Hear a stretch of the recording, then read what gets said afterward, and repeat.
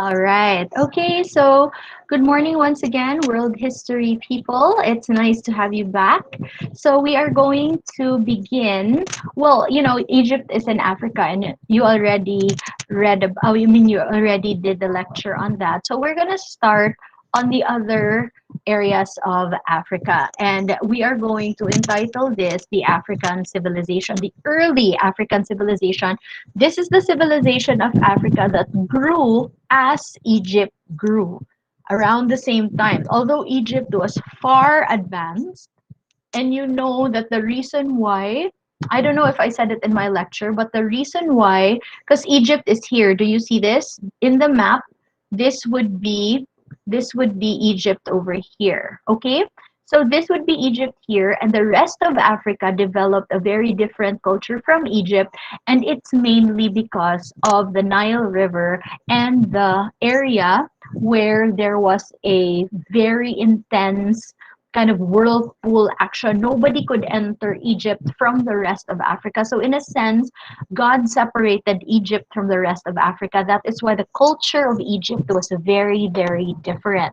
But the rest of Africa developed something that was also very unusual, okay? Because they were really kept away. They were kept away from Egypt because of the desert and because of those really whirlpooly currents in the southern part of the Nile. Okay, so let's talk about Africa. Now, Africa spreads across the equator. It is composed of all kinds of environments. You cannot believe Africa. So many people think that Africa is just plain desert and all of that, or all jungle. But Africa is composed of all sorts of environments, like a steamy coastal plain, snow-capped mountain peaks. Some areas have constant drought. Drought is no rain, but some areas also receive 200 inches of rain a year. So it's very, very diverse. There are sand dunes, there are rocky areas, there are dense green rainforests. So it's look at this. Look at the map of Africa. Here it's deserty. And if you can see this, it's starting to become green already. And then here it's very, very green. And then here there's a desert again. So that is really how diverse Africa is. As a result, the people are also very diverse. Why do you think this is? Why do you think that because the environment of Africa is very diverse, the people were also very diverse? Is what do you think is the reason for that? That the people were also very diverse, just like the environment. Very good, Chessa, no? People need to adjust to their area. If you are a people and you lived in the deserty area, you will have a very different culture with the people who are living in the grassy area, right? Probably if you're in the deserty area, you're more of a survivor and you're more stressed, okay? But if you live in the jungle, not to the jungle is also a different kind of stress. But if you live in the savannah or in the area where it's more grassy, it's more fertile, you will have you're more chill, no, you're more relaxed. Tarzan, yeah, Tarzan is very different, okay? Now, so I hope you understand that the reason for the diverse societies in Africa is really because of their diverse environment. Africa is the second largest continent in the world. It occupies one-fifth of the Earth's land surface. Geographically, Africa has been very disunited. This is another adjective. So Africa, diverse, disunited, because let's go back to the map. There are so many things separate geographical things that are separating Africa from each other. A jungle, an entire jungle, the Congo, separates the people of the south from the people of the north, because it's not like you can just cross the jungle. You cannot just disunited, Shasa. You cannot just cross an entire desert. You cannot just cross an entire jungle just to go visit your neighbor and say hello. Okay? This was a very big problem for Africa. That is why they were also very disunited. Okay? They were very diverse. They were disunited, and there was barely any interaction between African kingdoms and African tribes. Okay? Now let us focus more on what I said about the land of geographic contrast. Let us see just how contrasting they are. So Africa is filled with challenging environments like deserts. Okay, so the second largest desert in Africa is the Kalahari Desert. Okay, so the Kalahari Desert literally looks like this, like it looks pretty on picture, but I don't think you would really want to run even a mile or a kilometer there. It looks very pretty. It's Instagrammable, but that's it. But is it habitable? I don't think so. So in the south, the largest desert is the Kalahari. However, this is the largest desert. Look, that entire northern part of Africa is called the Sahara Desert, okay? This is the Sahara Desert and it is so large. You know, it is almost as big as the United States. The Sahara Desert is almost as big as the United States, and surprisingly, only a small part of the Sahara consists of sand dunes. The rest is just flat wasteland. So this is not even all sand. It's just flat wasteland and it is gross. Here's Egypt. Oh, look at Egypt. They're good. Desert, desert, desert, desert. And then here we have a fertile soil because of the Nile. Do you see that? Isn't that amazing? That is why Egypt is really the gift of the Nile. Look at that. It's like desert Egypt. It's so cool. And it is really because of the Nile River. And we have a green patch there because here it's desert again. Okay, so now, aside from, okay, so the flat lands of Africa is also growing. If you see this, there's kind of like a transition. Do you see that? This desert is growing bigger and bigger, and it takes more of land every year. It is really growing, and then people are not taking care of the environment enough. That is why it keeps growing and growing. It's so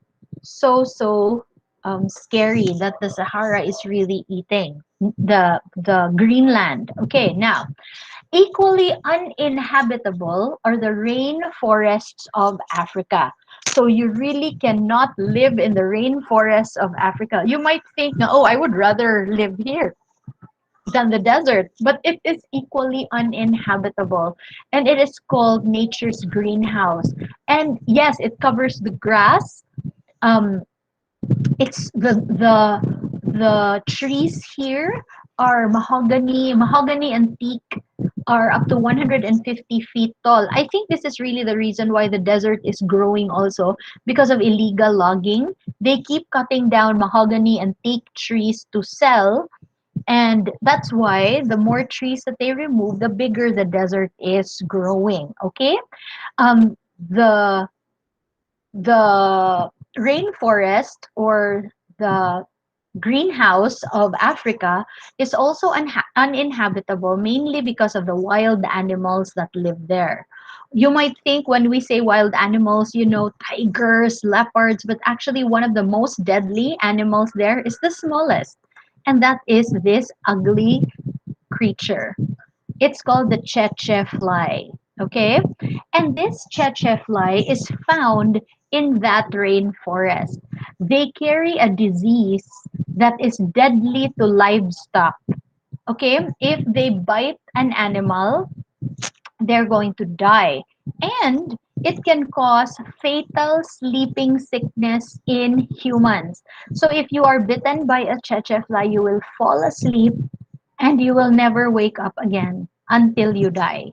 Okay? That is really a very dangerous um, thing. Ew, look, it's biting that human. What's it doing? I don't even know how this picture is possible. Its presence prevented Africans from using cattle, donkeys, and horses in farms near the rainforest. So they had to develop a very different kind of farming because the cheche fly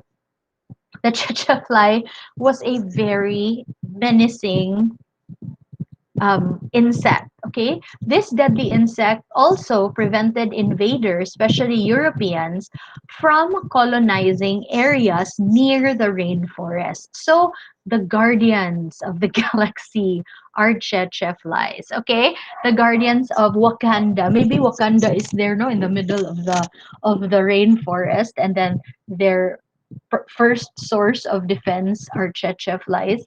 Ew, I hate the fly. It looks so fat. Okay, now other lands in Africa are also welcoming. Okay, there are also very welcoming lands in Africa in the northern and the southern tips of Africa. So the northern tips are very pleasant. The southern tips are very pleasant also. The climate is so good, the soil is so fertile. That is why these are the areas that are densely populated. Obviously, people would not volunteer to live in the land of the Cheche fly or in the land of the barren wasteland. They're gonna live in the fertile area. So where it's near the coast. So you can fish, you can farm. So these in the places of Africa, the northern tip and the southern tips are the ones that are populated. Okay, most people in Africa live in places called savanna. Okay, savanna, also known as grassy plains, which include mountain highlands and swampy tropical stretches. Swamps are very, very good because it can aid in irrigation. Now, these savannas, thankfully, comprise 40% of the continent. Okay, so that is why so many Africans are also able to survive in Africa because of these savannas. And these are where the animals are and all of that. Okay, now, early humans adapt to their environment. Okay, African early settlers, what is the first method of survival if you are an early settler? How do you survive if you're an early settler? Do you farm right away? What are you? What are you first when you first settle a place? Hunt and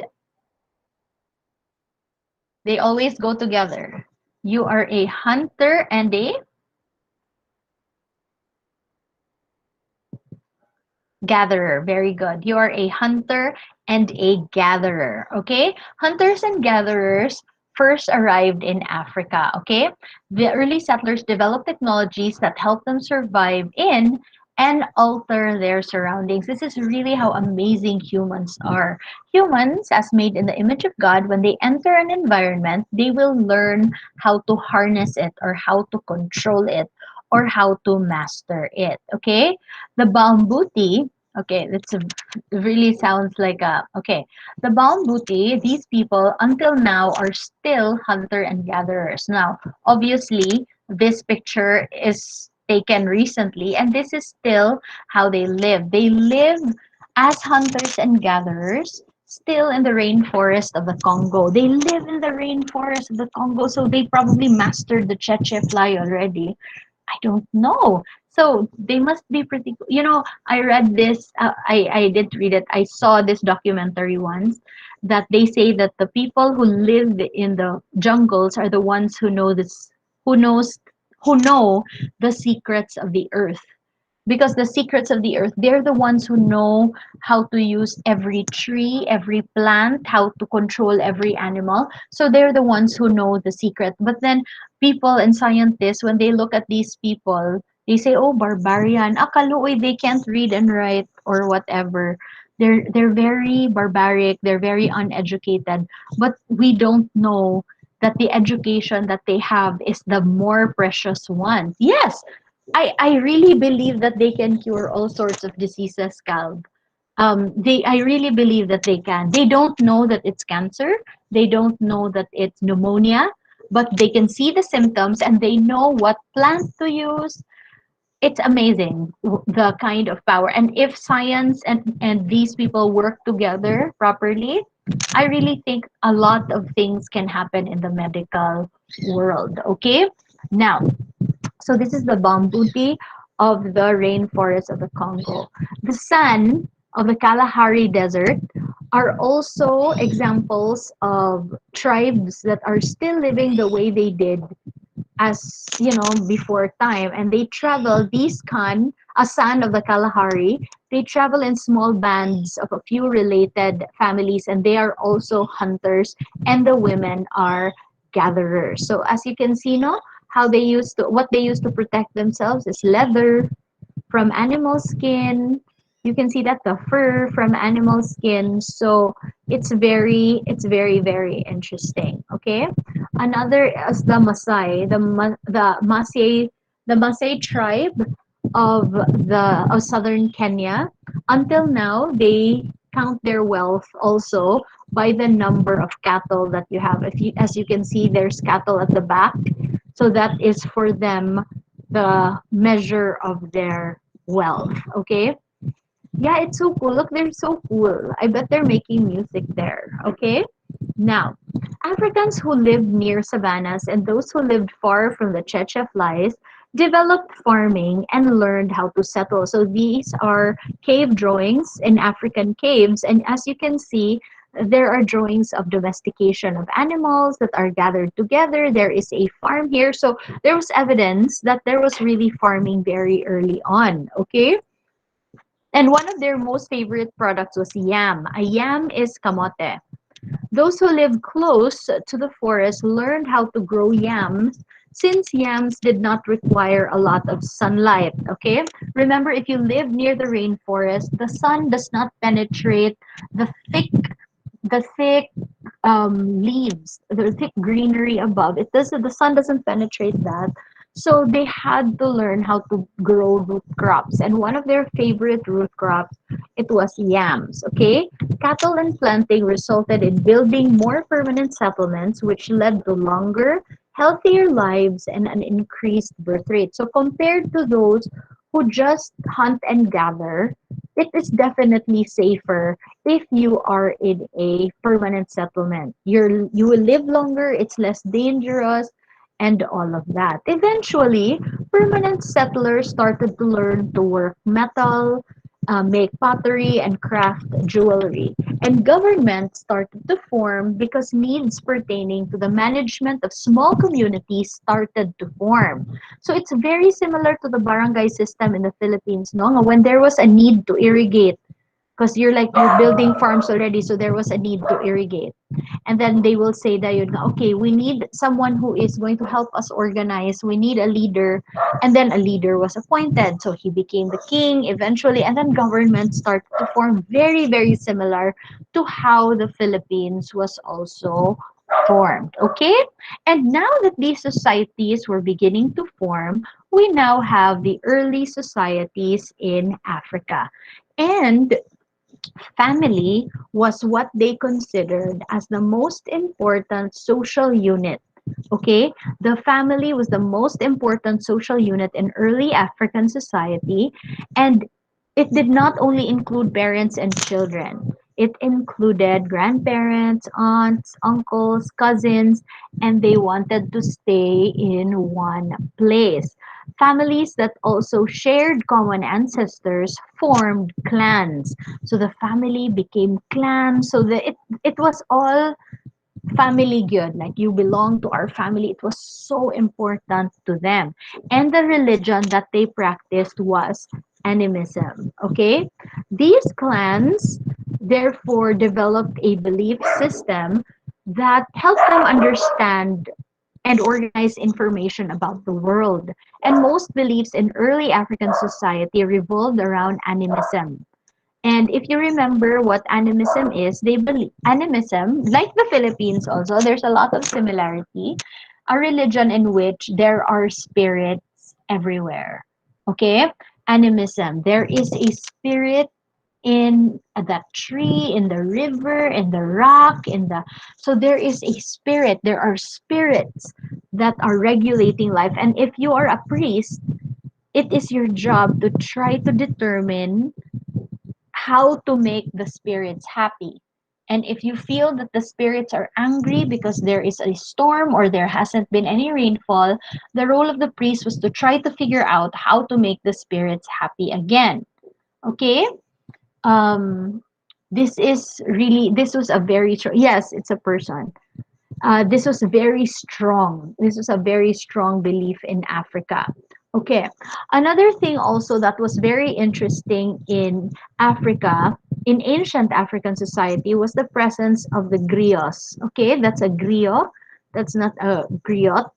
The griots. Now, African societies had written languages, and they found that having someone who recorded their history was important. And this is a very interesting feature of ancient African society because the griots were, diba in Philippine society, we did not have a version of a griot. We only had Umalohokan, the town crier, Adato, the Babaylan. But in African society, they had a griot, and the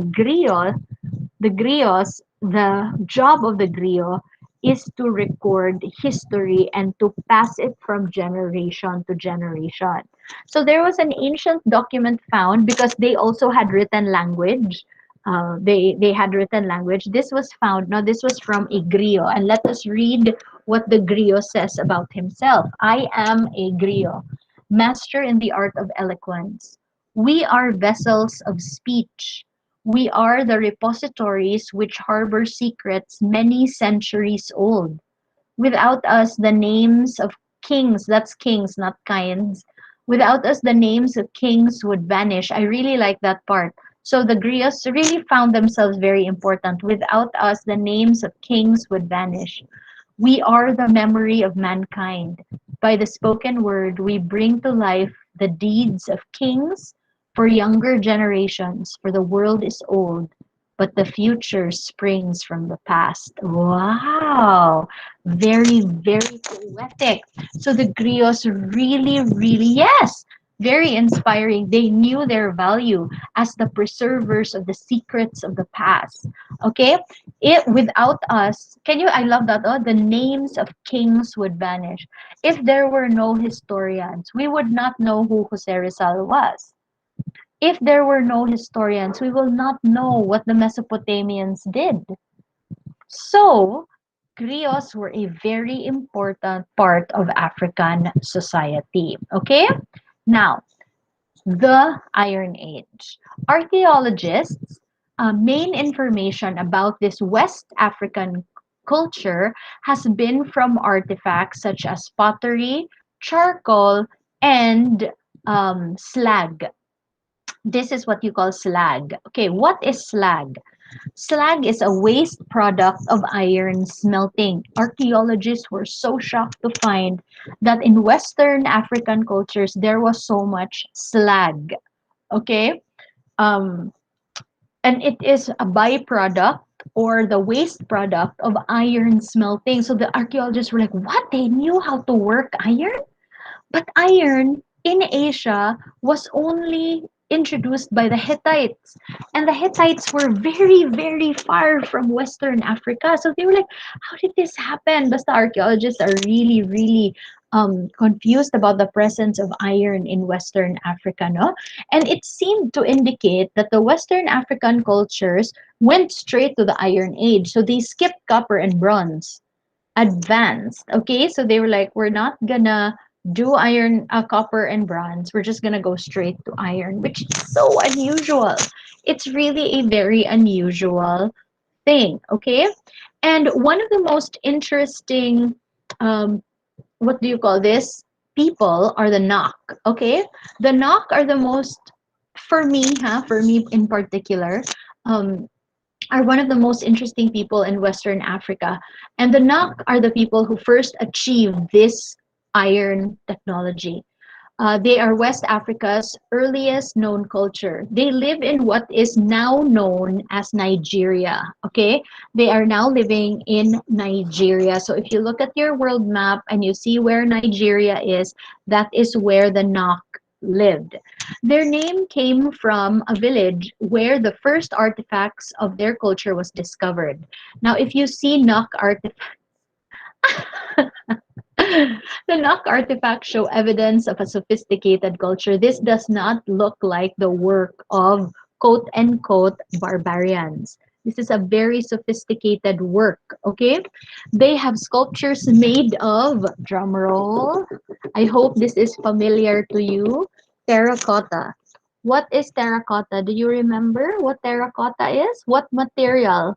China. Very good. You remember the terracotta army of Xiongdi? They had it in Nok. So they had iron, they had terracotta. And it's like, oh my gosh, how did the Nok achieve that level of sophistication? Okay, how did they I can't believe I forgot. I thought I forger. I'm like forger. Hmm. Okay. Now, their sculptures in the Nok have these distinctive features. They have bulging eyes. All of their sculptures are like this. So if you see a sculpture like this, you know that it's a Western African Nok artifact.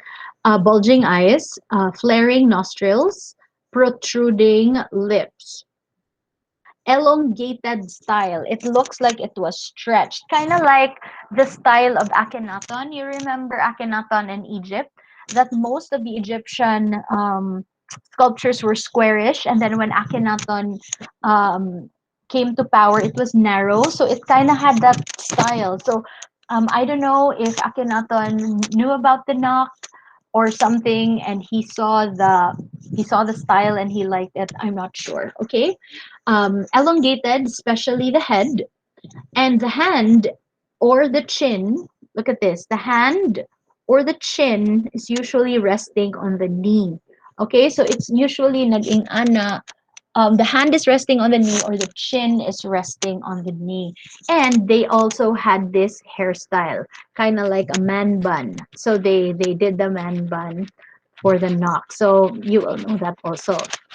Now, the Janae Jano, okay, um, the Janae Jano was also uncovered by archaeologists in Western Africa. They're very sophisticated, no? So the Janae Jano was discovered in 1977, and they discovered hundreds of thousands of artifacts, pottery, copper hair ornaments, clay toys, glass beads.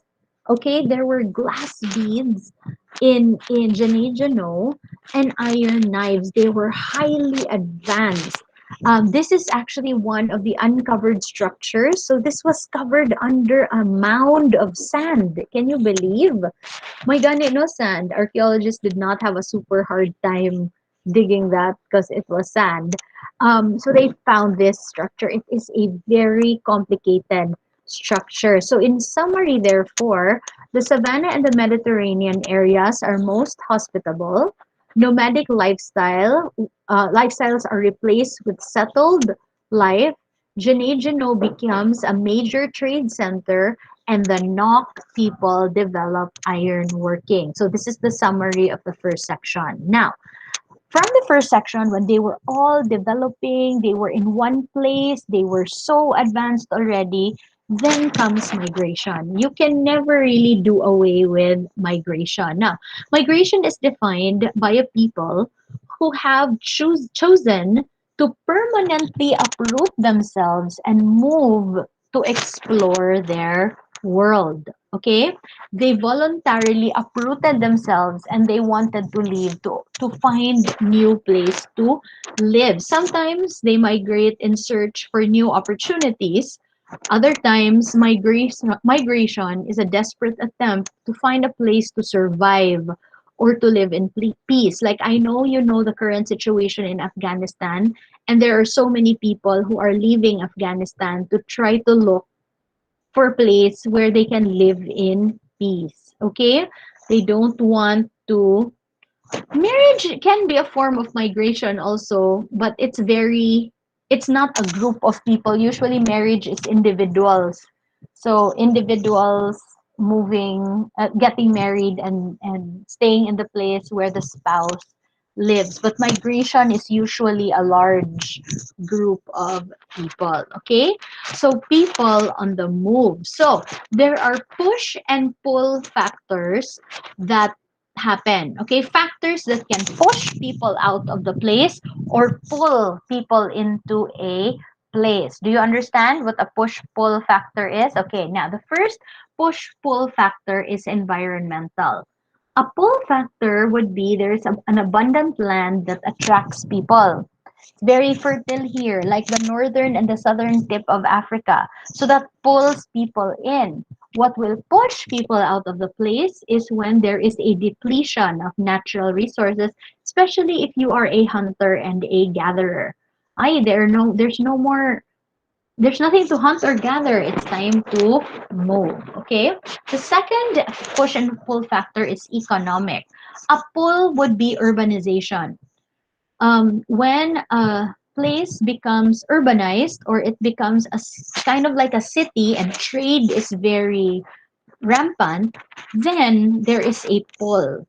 Okay, there is a pull factor of urbanization. A push would be unemployment. When there are no jobs in your place, that will push you to go out and find jobs elsewhere. And the third push and pull factor is political. A pull would be freedom. Oh, you know what? There's so much freedom in this country or in this part of Africa. Let's go there. A push factor would be persecution. This is really what's going on in Afghanistan now. No, there is persecution in Afghanistan. People want to get out of the place and they want to move to countries where there is freedom. There are a lot of Afghani refugees that want to enter the Philippines. I don't know what the decision of our president will be, but remember Manuel Quezon when he accepted refugees, Jewish refugees, even at the risk of Germany getting angry. Oh, he accepted already, Ayesha, Afghani refugees? I know, sure. Oh, okay. Sige. Wait and see. Let's wait and see because I know that that's a very difficult decision to make because if you accept Afghani refugees, maybe the Taliban will also attack the Philippines because they are angry that we meddled in their business. So that's not an easy decision to make. So um I don't know what the president will do. It's really hard. And if we don't accept refugees also, we're not helping fellow humankind. So that is oh my gosh, Shasa, don't ask me that. Like, don't ask me that. Like, that would, because I have to think of my people. My people are my priority. If I were the president, the Filipinos are my priority. But then you also want to help Afghani refugees because they're running away from a very big problem. So it's I think either way it's not going to be a good decision, I think, but there will be consequences for both decisions. So I'm happy I'm not the president. Let's pray for him. Let's pray for him. Let's pray for his advisors. It's a very hard decision to make. Uh, the Taliban, they were able to trace Taliban connections to Mindanao. So, um, yeah, because America left. Yeah, because I'm sure the America's losing budget also because of COVID. They had to spend so much money on the vaccine, on the economy, so they had to pull out. So anyway, we're going out of Kuan already. Now, let's discuss the migration, okay? The effects of migration. You have to remember that there are two, just like my example earlier, two groups are always affected by migration. Those who are migrating and those that the migrants enter.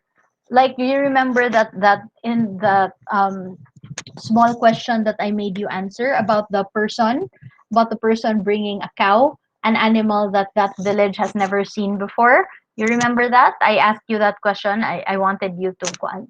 There are two people affected, the village and the person that was bringing the cow to the village. Two people are affected. And adjustments need to be made by both. Okay, so migration is not a joke.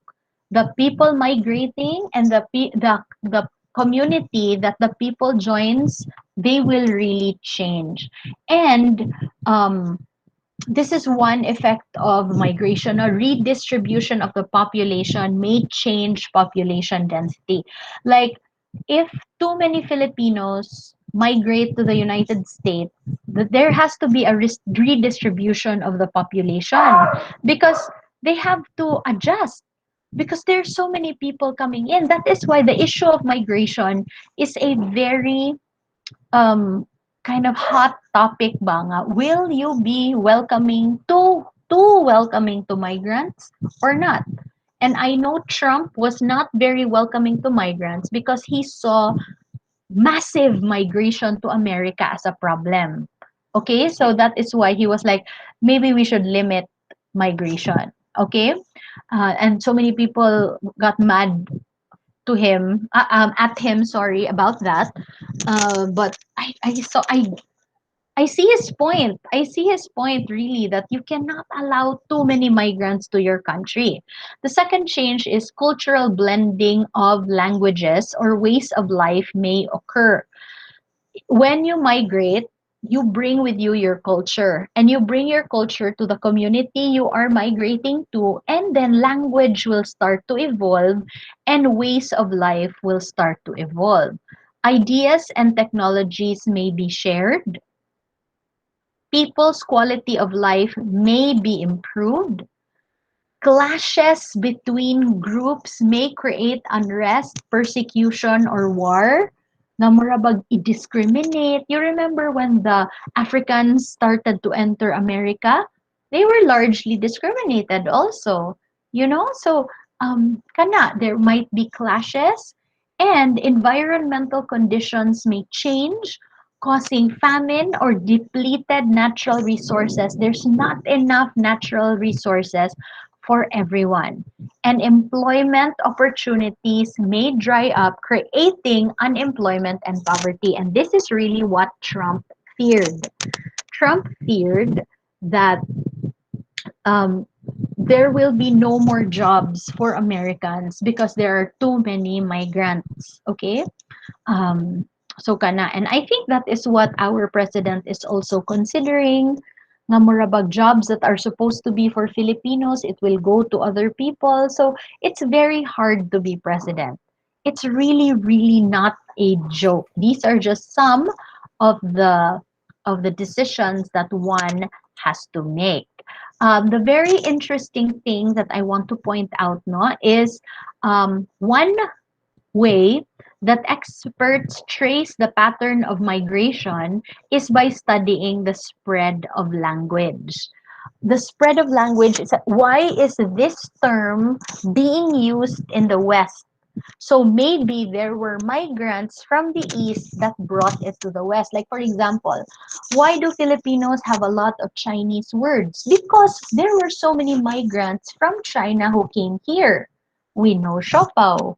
We know shomai. Why is it all food? We know pansit. You know?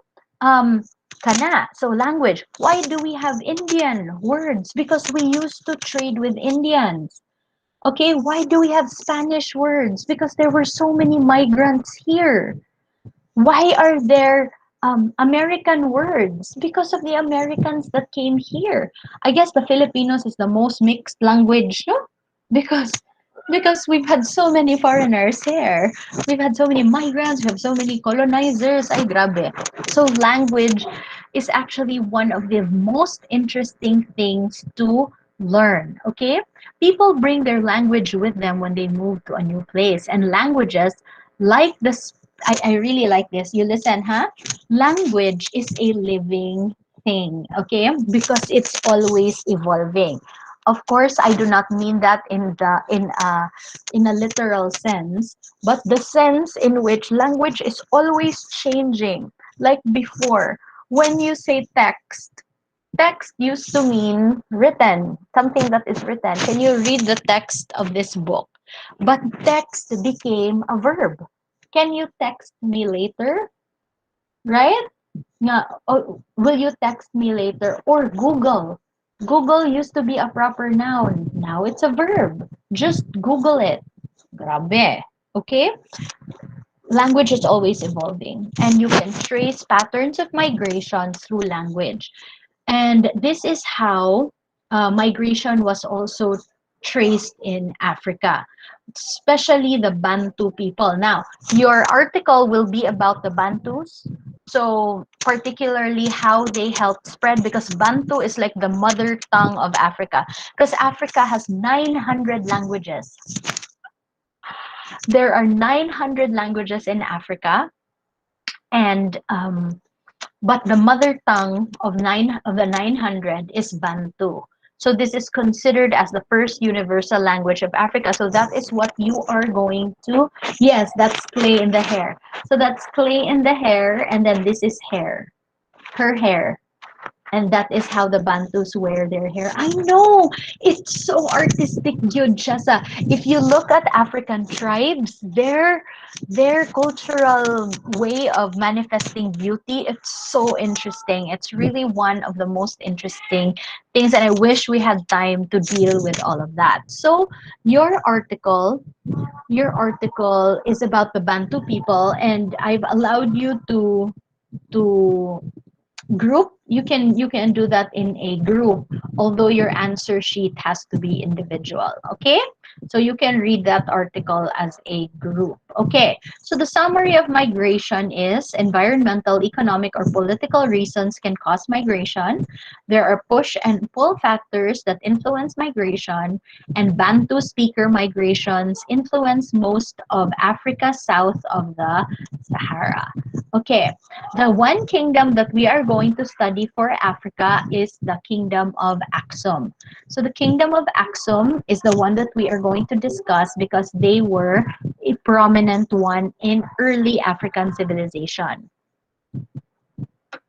So this is located on the rugged plateau on the Red Sea. So this is where they are now.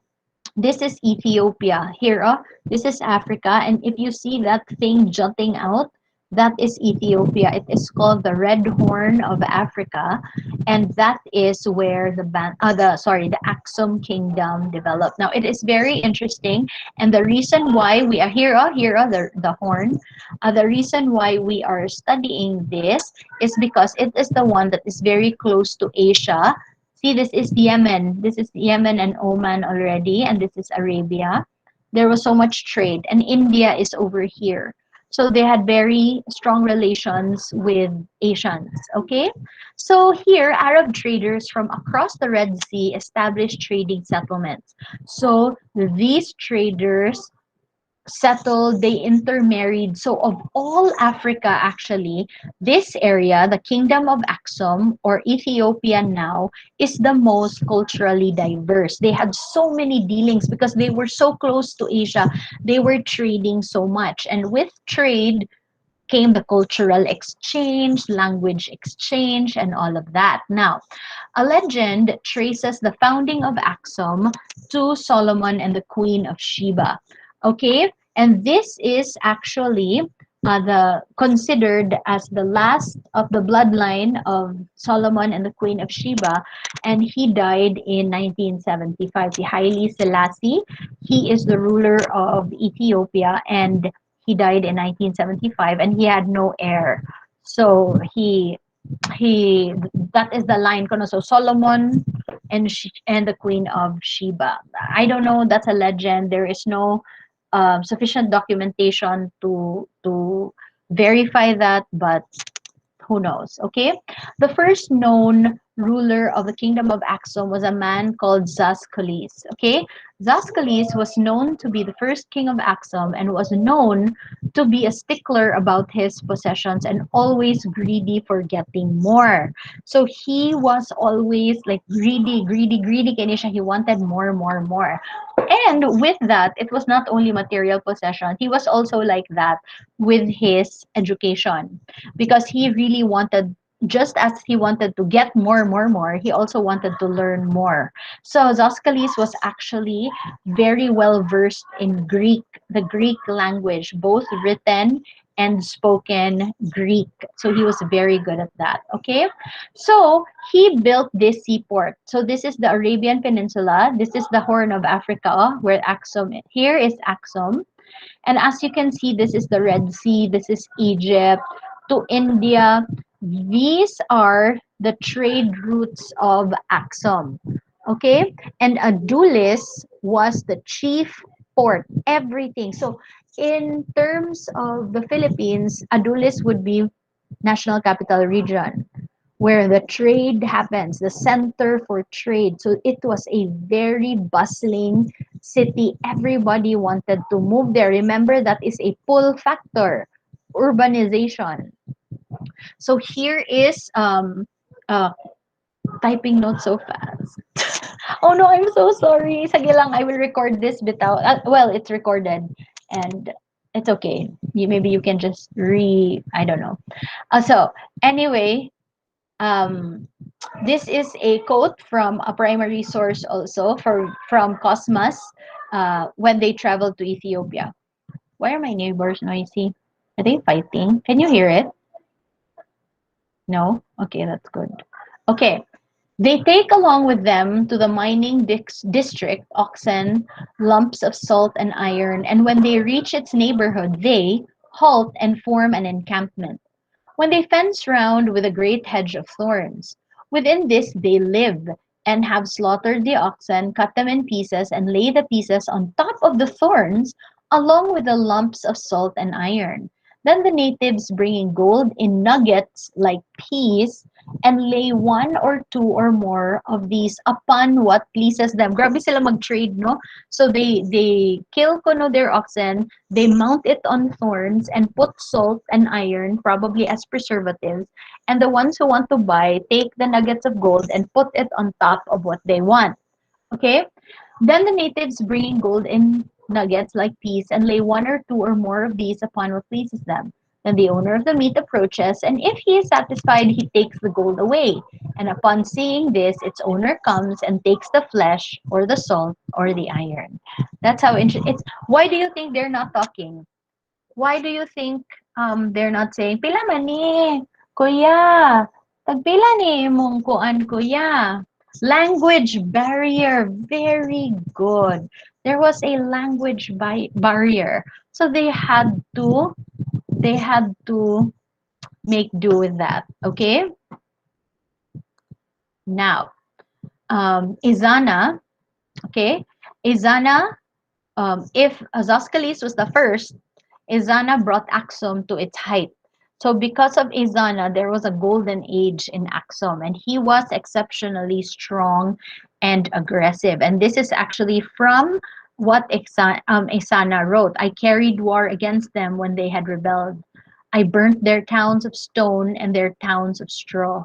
At the same time, my men plundered their grain, their bronze, their iron, and their copper, destroyed the idols in their home, their stocks of corn and of cotton, and they threw themselves into the river.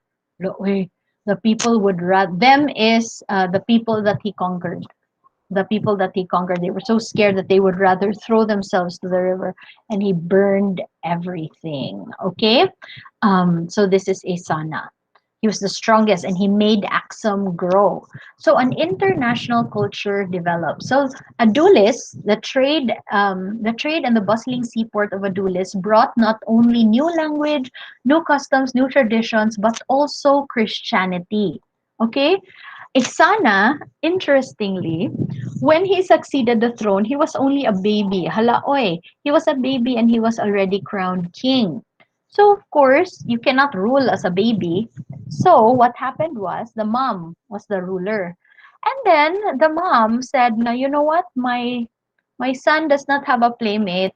Let's buy some slaves to play with my child." And they bought from Syria. In Syria, they brought from when they bought playmates, Charoy, they bought playmates for Izana. They said, there's this guy from Syria, and this Syrian man happened to be a Christian. And when he and Asana were playmates, they he started to tell Isana about Christianity. And Isana eventually converted to Christianity when he was older, and he made it the official religion of Ethiopia. And this is how he changed. Look, oh, I will rule the people with righteousness. Very different from this, no? Very, very different. I will rule the people with righteousness and justice and will not oppress them, and may they preserve this throne which I have set up for the Lord of heaven. So he really became a Christian when he was older. Okay? That is why until now, Ethiopia, it's such a good legacy, no? Until now, Ethiopia is the only African refuge for Christians because most of Africa is either Muslim or their old religion.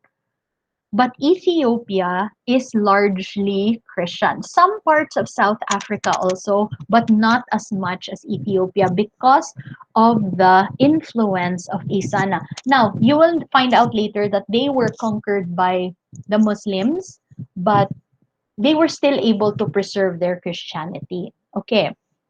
Yes, me too. I want to visit. So, the innovations of Axum.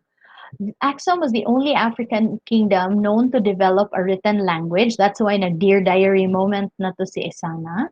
They were able to mint coins, so they made coins actually. And in the engraving of the coin, it's may they be satisfied. So that is the Dear Diary. We have coins. May they be satisfied. They had terraces also. I don't need to show you terraces for farming because we're very familiar with that. And now the fall of Axum. Axum's cultural and technological achievements enabled it to last for 800 years.